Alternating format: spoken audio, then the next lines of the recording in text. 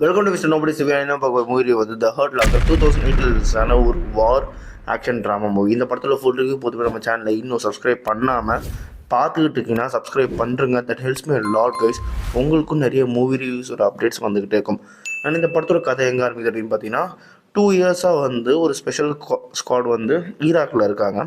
அங்கே வார் எல்லாம் வந்து லைக் கிட்டத்தட்ட வந்து வார்லாம் முடிஞ்சு போகிற அந்த சமயம் லாஸ்ட்டு ஒரு 38 நாள் சொச்ச நாள்கள் இருக்குது, ஓகேங்களா.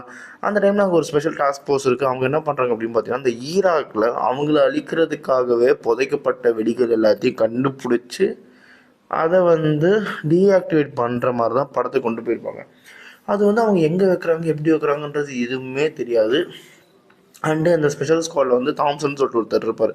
அவர் ஃபஸ்ட்டு டைம் வந்து அதை கண்டுபிடிக்கிற அந்த அந்த நேரத்தில் வந்து அந்த கண்டுபிடிக்கிற தாம்சன் வந்து அது பக்கத்தில் போயிட்டு அதை டீஆக்டிவேட் பண்ணுற அந்த டைம் கேப்பில் அதுவும் பண்ணிவிட்டு லைக் பண்ண முடியுமா பண்ண முடியாது அப்படின்னு சொல்லிட்டு ரிட்டன் வர அந்த சமயத்தில் அப்போன்னு பார்த்தீங்கன்னா, அவர் பண்ணிகிட்டு இருக்க அந்த நேரத்துலேயே வந்து யாரோ ஒருத்தன் ஃபோன் பண்ணி அதை ஆக்டிவேட் பண்ணுறதுக்கு ட்ரை பண்ணுவான், ஆக்டிவேட் பண்ணிடுவான். அங்கே வந்து தாம்சன் வந்து இறந்துடுவார்.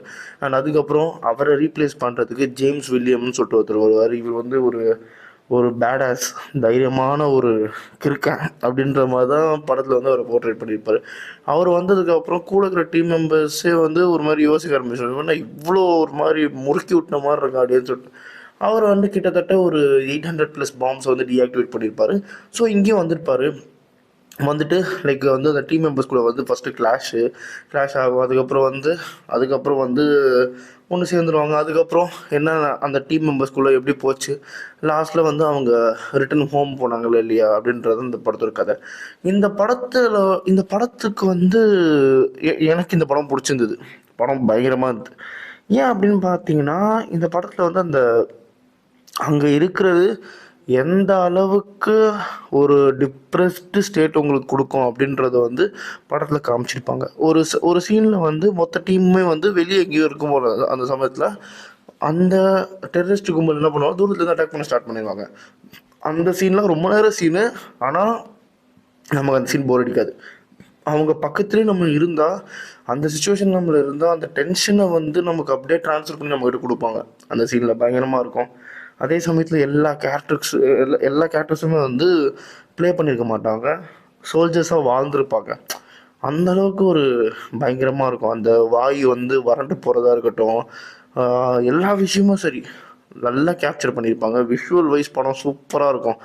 ஆடியோ நல்லா இருந்துச்சு, ஆக்டர்ஸ் நல்லா இருந்தாங்க.